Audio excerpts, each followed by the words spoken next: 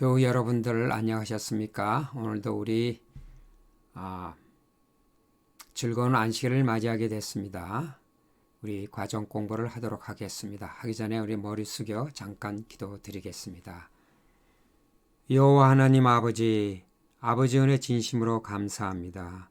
세상은 많이 엎지럽지만은 저희들을 이렇게 모으시고 하나님의 말씀을 연구할 수 있는 은혜를 주셔서 감사합니다. 성령께서 저희와 같이 하여 주시옵소서. 또 이 부족한 입술을 주관하여 주시옵소서. 예수님의 이름으로 기도드리옵나이다. 아멘. 예, 여러분 안녕하셨습니까? 오늘 우리 제8과 교육과 구원이라는 제목으로 우리 공부하도록 하겠습니다. 우리 오늘의 성경절은 우리가 잘 아는 디모데후서 3장 16절 우리 다 같이 읽어보도록 하겠습니다. 모든 성경은 하나님의 감동으로 된 것으로 교훈과 책망과 바르게 함과 의로 교육하기에 유익하니. 네, 결국은 성경 말씀은 우리를 교육하기 위해서 쓰여졌다는 말입니다. 네. 우리 서론에 있는 말씀을 한번 읽어보도록 하겠습니다. 하나님과 그 백성의 이야기는 좋은 결말, 즉 목표 달성을 보장한다. 백성을 향한 그분의 거룩한 은혜가 그 같은 결실을 담보한다. 이 관계에서 인간의 책임은 자주 오해되었고 심지어 그것을 짐으로 여기는 자들에 의해서 기피되었다. 그러나 사실 성경 이야기는 본질적으로 하나님을 알고 그분의 뜻을 이해하라는 일종의 초대이다. 이런 은혜를 가르치지 않는다면 어찌 기독교 교육이라 할 수 있겠는가? 네. 이 교육의 목적은 뭐냐? 결국은 어떻게 우리가 하나님을 아는가? 얼마만큼 아는가? 여기에 대한 것이라고 서론은 말씀하고 계십니다. 우리 첫 서지 있는 말씀, 하나님의 형상으로, 하나님이 자기 형상 곧 하나님의 형상대로 사람을 창조하시되 남자와 여자를 창조하시고, 창세기 1장 27절에 있는 말씀입니다. 여러분, 이 형상대로라는 것이 무슨 뜻일까요? 여기 여러분이 잘 아는 아버지와 아들을 같이 찍은 사진입니다. 어떻습니까? 이 서로 닮지 않았습니까? 어떻게 이렇게 닮을 수가 있죠? 예, 그거는 유전자 때문입니다. DNA, 유전자 때문에 서로 이렇게 닮습니다. 예, 하나님의 형상대로라는 말씀은 하나님과 우리 사이에 유전자가 닮기 때문에, 유전자가 같기 때문에 그런 말씀이 아닐까요? 하나님의 형상으로 부모가 그 자녀와 맺는 관계처럼 하나님도 그분과 관계를 맺도록 인간을 창조하셨다는 사실을 기억할 필요가 있다. 그분은 인간이 자신과 닮은 자녀를 낳는 것처럼 우리를 자신의 형상으로 창조하셨다. 그래서 우리를 그분의 가족으로 삼고 그분의 자녀로 양육할 수 있으며 우리와 소통하고 우리와 변치 않는 관계를 맺으실 수 있다. 따라서 하나님의 형상은 정신적인 형상에 더 가깝다.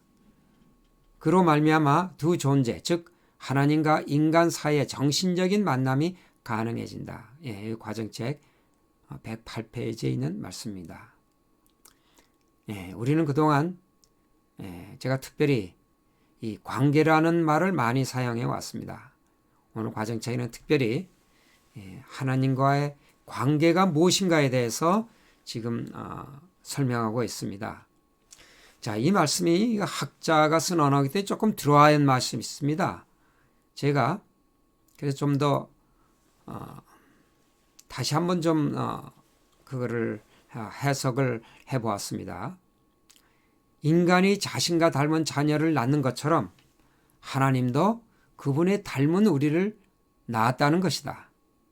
그래서 하나님과 인간, 즉 아버지와 아들 사이에 변치 않는 관계를 맺고 있다는 이 사실은 단지 어떤 순간 종교적인 어떤 감동이나 은혜 받음을 넘어서는 깨달음이다. 이것은 하나님의 본성, 그 아들을 보냄으로 이미 행동으로 옮겨졌음을 확인하고 이 모든 사실을 우리의 두뇌로 깊이 인지하고 인간인 나도 하나님과의 관계가 본성으로 변하게 된다는 것이다. 이것은 인간의 가장 높은 이성과 가장 높은 감정의 복합적인 사건인 것이다. 예. 어떻게 설명이 된지 모르겠습니다. 제가 영상을 하나 이제 우리 보겠는데 우리 영상을 통해서 우리 그것이 뭔지를 우리가 좀 더 한번 음미해 보도록 하겠습니다. 대전에서 웬 아저씨가 둘 다 고아원에 갖다 넣어야 되는데 저는 남자고 그래서 고아원에 넣고 내 여동생은 이발소에 양자로 보낸다고 이발소에 맡겼어요. 네. 그래서 제가 어린 삭신에 그래도 찾아야 되겠다는 그런 긍지를 가지고 몇 번 갔었는데 이사가고 없었어요. 저 어렸을 때 있잖아, 이발소 집에 맡겨놓고 갔었어요. 예, 맞아요. 날씨가 흐리고요. 예, 맞아요. 오빠! 오빠! 이제 저도 원한이 없어. 오빠! 네 동생 이름이 현옥이야, 현옥이. 네, 감사합니다. 네 이름이 현옥이라고. 이름도 모르고 김씨가 아니야, 허씨란 말이야. 알아야지 이름은. 오빠 이름도 모르고. 걔도 이름이 있는데 이름이 정돌이라니. 네 이름이 현옥이란 말이야. 네, 여러분. 언제나 이산가족이 만나는 것은 참 감동적입니다. 자, 여러분 이 장면을 우리 잠깐 좀 분석을 해봅시다. 여기 이제 두 부분이 있는데 남매가 서로 만나서 서로를 주고받습니다. 그것은 신분을 확인하기 위한 것입니다. 이것은 이성이 필요합니다. 이발소에 데려다 준 것과 그날이 흐린 날씨였다는 것이 키워드였습니다. 그것이 확인되는 순간, 팩트가 확인되는 순간 그들은 감정이 폭발합니다. 예, 두 남매는 기쁨에 어쩔 줄 모릅니다. 그리고 인생이 변합니다. 자기의 원래 이름을 갖게 된다 이 말입니다. 여러분,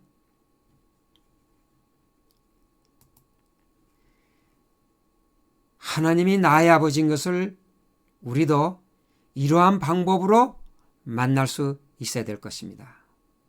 우리가 그분이 어떠한 분인지, 그 신분이 어떠한 신분인지, 그분과 나의 관계가 어떠한 관계인지를 우리는 이성으로, 교육으로 우리가 확인할 수가 있다 이것 말입니다. 확인하는 순간 우리는 정말 아버지를 만난 기쁨에 우리는 완전히 변하게 된다 이 말씀입니다. 그러면 우리가 그 하나님이 나의 아버지인 것을 우리가 어떻게 이성적으로 그것을 확인할 수 있을까요? 그냥 누가 아버지라 그래서 아버지라고 믿는 겁니까? 교리로 하나님 아버지는 우리 아버지다 그래서 여러분 그게 정말 가슴속에 그게 믿어집니까?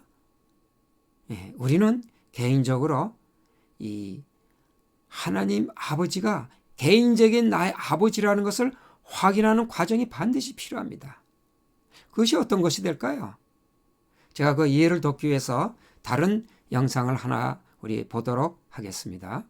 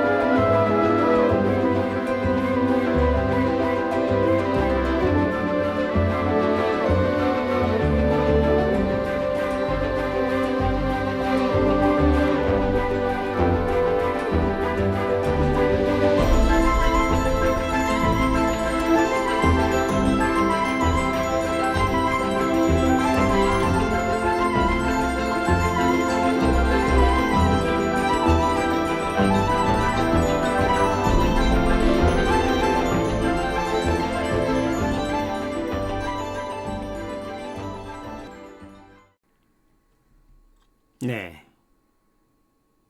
여러분 어떻게 보셨습니까? 어미의 본능입니다. 자연은 우리에게 이론에서 벗어나 본질을 단순하게 꿰뚫어 볼 수 있는 능력을 제공한다고 생각합니다. 여러분 여기 키워드는 뭐겠습니까? 아까 우리 전번에 그 영상에는 그 키워드가 뭐였습니까? 이발소하고 날씨가 흐린 거였습니다. 우리가 우리 아버지를 아버지로 확인하는 키워드는 무엇이겠습니까, 여러분? 그거는 예수님이 누차 말씀하셨던 것처럼 아버지께서 나를 보내신 것입니다. 독생자 아들까지 흑암의 땅으로 보내시며 애쓰시는 그분이 이른 자식의 어미가 아니면 누구이겠습니까? 우리의 가장 높은 이성이 필요한 순간입니다. 어미가 아니면 할 수 없는 일입니다. 그는 우리를 살리시려는 잃었던 아버지십니다. 바로 이 순간이 우리의 본 이름을 찾는 순간이 될 것입니다. 그 이마에 어린 양의 이름과 그 아버지의 이름을 쓴 것이 있도다.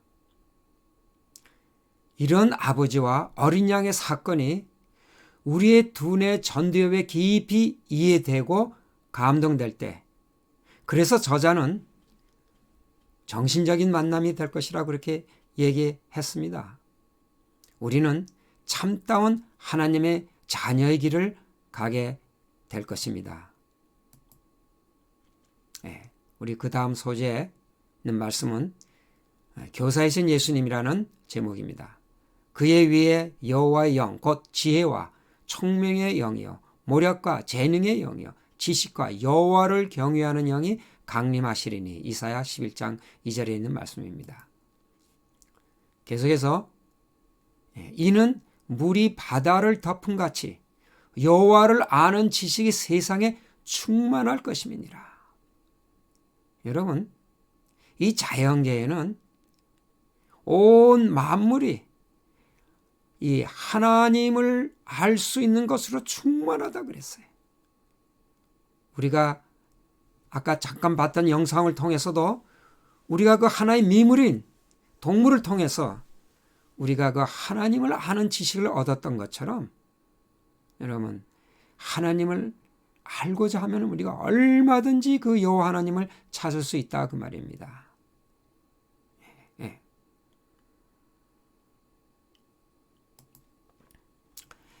니고데모에게 하나님의 나라를 보려면 거듭나야 한다고 대답하셨습니다. 이는 예수님일지라도 다른 사람을 가르치는 권위는 하나님에게서 비롯된다는 뜻입니다. 여러분, 거듭남이라는 건 무슨 말씀입니까? 어떻게 우리가 거듭날 수가 있죠? 그것은 우리 하나님 아버지를 만나는 겁니다. 아버지를 진정으로 아버지로 만나는 겁니다. 그때 우리가 인식이 변합니다. 그래서 하나님과 화목하게 됩니다. 그리고 그 관계를 인식하는 순간 우리는 변하게 되고, 우리는 새로운 이름을 갖게 되고, 우리는 거듭나게 된다 이 말씀입니다. 우리 다음 소재에 있는 말씀을 보도록 하겠습니다. 모든 성경은 하나님의 감동으로 된 것으로 교훈과 책망과 바르게 함과 의로 교육하게 유익하니. 디모데후서 3장 16절. 오늘에는 격절에 있는 말씀입니다. 자, 이것은 무엇을 말씀드리고 있습니까? 결국 성경은 우리의 교육을 위해서 쓰여졌다는 겁니다, 여러분. 이게 참 이번 계속해서 이런 그 내용이 이 과정책에 면면이 이제 흐르고 있습니다. 다음에 우리 말씀을 보겠습니다.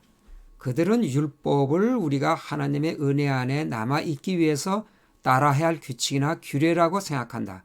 그러나 그렇지 않다. 율법은 하나님이 인류를 처음 창조하셨을 때 계획하셨던 언약적 관계 속에서 우리가 안전하고 형통하게 살아가는 법을 다루는 교재로 마련되었다. 여러분, 이건 무슨 말씀입니까? 율법은 우리가 율법주의로 지켜서 어떤 하나님의 은혜를 받고자 하는 율법주의로 쓰여진 율법이 아니고, 율법은 우리를 교육시키기 위한 교재로서 마련됐다는 그런 말씀입니다. 예.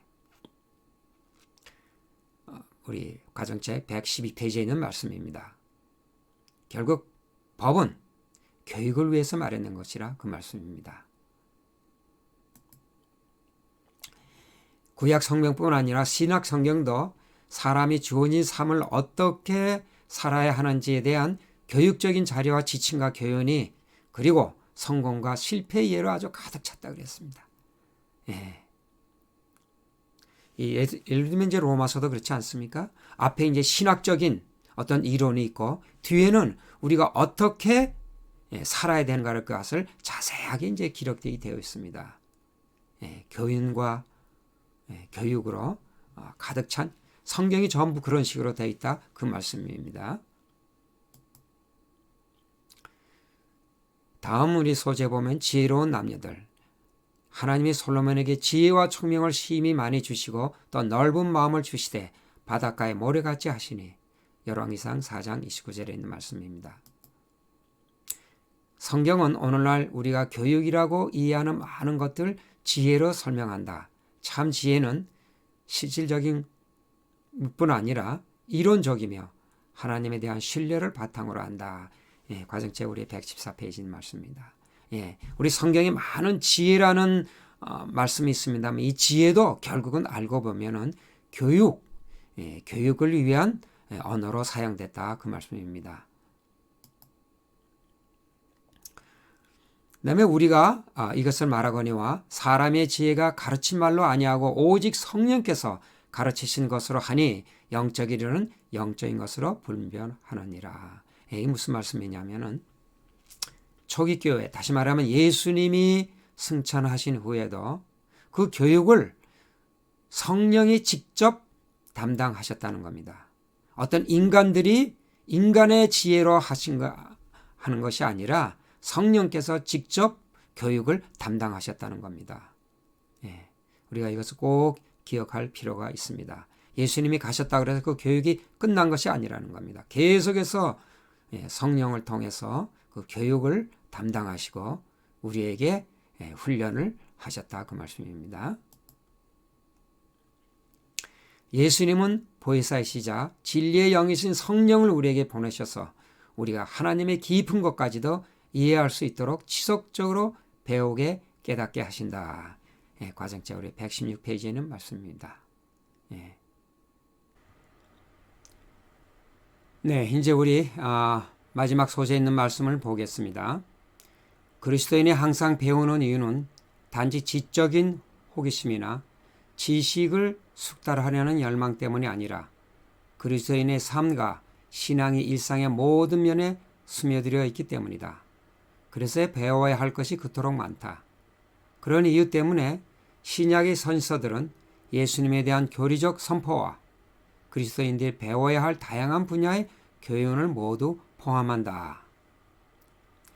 1. 휴식, 사회문제, 이웃관계, 교회와 예배, 경제, 자선활동, 정부와의 관계, 상담, 가족관계, 결혼생활, 자녀 양육, 식생활, 의복, 심지어 노와 개인의 삶뿐 아니라 이 세상 삶의 끝을 준비하는 일까지 그리스도인이 된다는 것은 이 모든 것과 더 많은 것을 배워야 한다는 의미이다. 이 모든 것은 저절로 이해되지 않는다. 다 배워야 알 수 있다. 우리 그리스도인으로서는 우리 교육받아야 할 것이 참으로 많습니다. 우리가 이 세상의 이 모든 것들을 열심히 이렇게 배워야 될 이유는 분명히 있을 것입니다. 그것은 장차 올 우리의 세계에 이가 훈련받은 이 모든 것들이 필요하기 때문에 우리 그리스도인들은 모든 일에 열심히 배워야 된다고 이렇게 생각을 합니다. 자, 그러면은 우리 화요 소재에 있었던 112페이지에 있는 말씀을 베이스로 정리를 좀 해보도록 하겠습니다. 교육이라는 큰 그림에서 보자면 하나님이 세상에 우리를 태어나게 하신 것은 우리를 훈련하고 교육하기 위함이다. 하나님이 우리를 향한 큰 비전이 가지고 계시다. 규율을 철저히 지킬수록 훈련은 고될지 몰라도 숙련된 선수가 되듯 율법을 철저히 지킬수록 숙련된 지도자가 될 것이다. 우리는 이것을 율법주의라 할 수 없을 것이다. 세상에서도 법을 적당히 어겨가며 운동하는 자를 싫어하듯 하늘나라도 마찬가지일 것이다. 율법은 지킬 필요 없다거나 율법은 폐했다는 주장이 얼마나 잘못된 복음이며 하나님의 비전과 멀며 또 우리를 망하게 하려는 것인지 확연하지 않은가? 우리가 이런 말씀에 귀를 기울여서는 안 되겠습니다. 여러분 어떻습니까? 그동안 우리가 생각했던 율법에 대한 생각이 좀 달라지지 않았습니까? 하나님께서는 우리에게 놀라운 이러한 계획을 가지고 계십니다. 그리고 우리에 대한 하나님의 비전은 상당히 높습니다. 하나님은 그 모든 목표에 도달할 수 있도록 모든 계획을 세우셨습니다. 우리는 그것을 그냥 따라하기만 하면 됩니다. 우리가 정말 아버지와 올바른 관계를 맺기만 하면은 그 다음 일은 너무나 쉬울 것입니다. 우리 모두가 하나님께서 계획하시고 하나님께 기대하시는 훈련장에 뛰어들어서 열심히 훈련하고 닦읍시다. 이 세상에서도 필요하겠지만은 장차올 세상에서 하나님께서는 우리를 지도자로 삼으려고 합니다. 이 모든 일에 우리가 즐거이 참여한다면은 우리의 모든 생활은 즐겁고 기쁠 것입니다. 이것으로 오늘 우리 과정 공부를 마치도록 하겠습니다. 감사합니다.